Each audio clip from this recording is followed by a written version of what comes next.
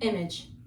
Every day when you leave the house, whether it's the way you dress, the shoes you wear, the way you do your hair, the way you wear your makeup, all of that creates an image for those who see you once you leave to perceive you by.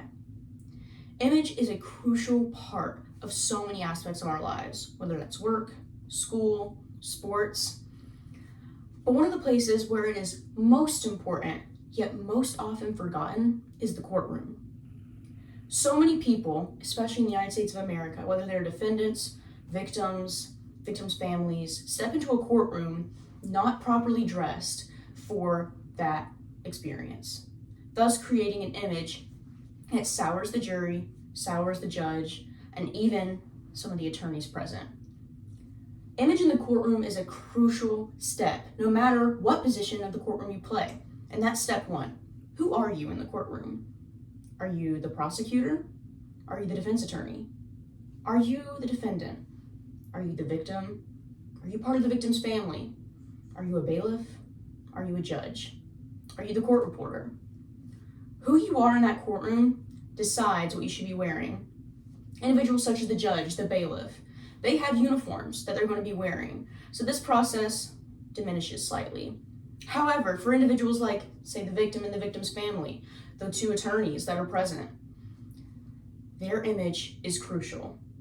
A wise person once told me, the way people perceive you begins from the moment you walk in the door. And that is true. As soon as you step foot, whether the person knows it consciously or not, someone is making decisions about you. They are making opinions about you based on the way you wear, what you wear, the way you carry yourself, what you look like.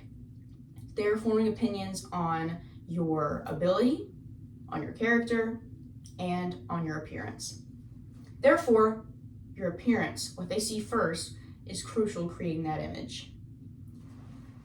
As an individual in the courtroom, the way you dress is very, very important. You want to show professionalism. As a defendant, you want to gain sympathy. As a victim, you want the same.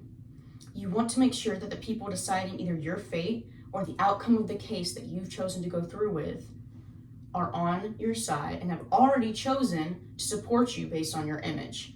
Now, is every court case that way? And will wearing a suit determine you win your case or determine that you get out of jail? That's not to be said. However, it is to be said that image is a very big part of the process. So this is how to dress for the courtroom. To begin, this is not a casual proceeding.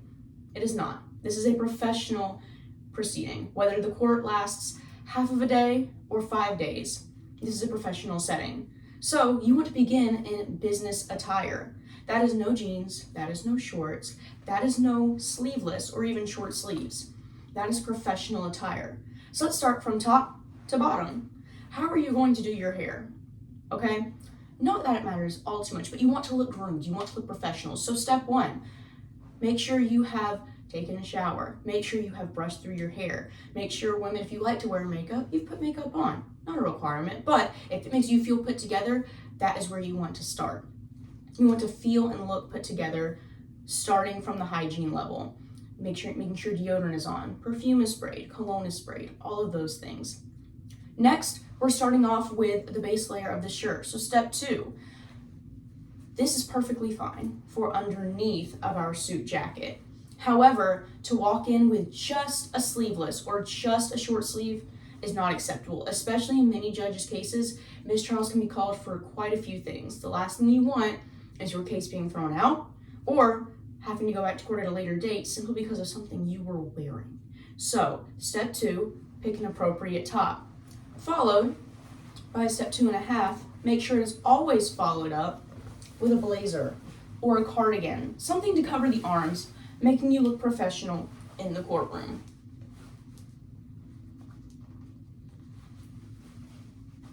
Now that we've got our top half covered, our bottoms.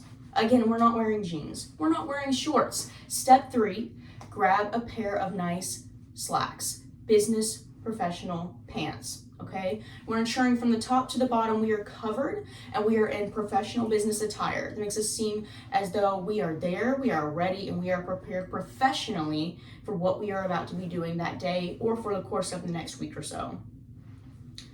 With our shoes, women, and men, closed-toed shoes all the way around.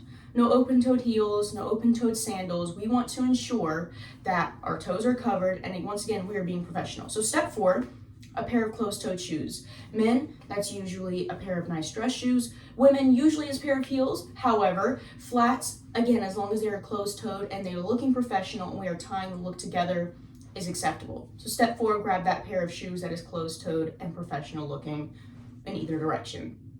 Now, step 5 is to review the outfit. Am I covered? Am I professional? And am I ready to go? If the answer is yes, good luck in court. If the answer is no, reevaluate and see which step you need to alter, which step you need to change. A few key details to remember.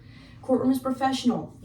This is not the time to be flashy. This is not the time to flash your super expensive suit that is bright orange. This is not the time to wear something like a patterned suit that is completely unprofessional. This is the time to show your professionality, to gain sympathy from judge, from jury, and to proceed with your court proceedings. Thank you so much, and good luck in court.